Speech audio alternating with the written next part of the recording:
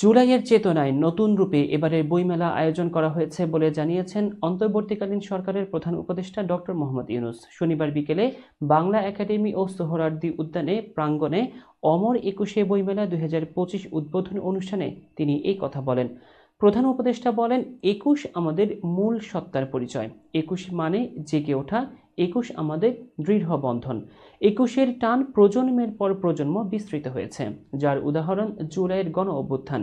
অনুষ্ঠানে বিশেষ অতিথি সংস্কৃতি বিষয়ক মন্ত্রণালয়ের উপদেষ্টা মুস্তফা সরওয়ার ফারুকী বলেন, তরুণ লেখকদের জন্য বই পড়া এবং গবেষণার সুযোগ করে দিয়েছে বাংলা একাডেমি।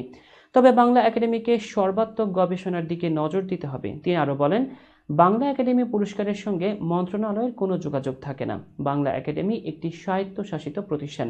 তারা তাদের মতো করে সিদ্ধান্ত নিয়েছে, কিন্তু সিদ্ধান্ত নেয়ার পর দেখা গেল স্বায়ত্তশাসনের সুযোগের অপব্যবহারে ফ্যাসিবাদের দোসররা ওখানে ঢুকে গেছে। পরে বাংলা একাডেমি পুরস্কার কমিটির সভায় পুরস্কার স্থগিতের সিদ্ধান্ত হয়। এই পুরস্কার কে পাবে আর কে পাবে না, এর মধ্যে আমাদের রুচির কোনো ছাপ নেই, কোনো প্রভাবও নেই।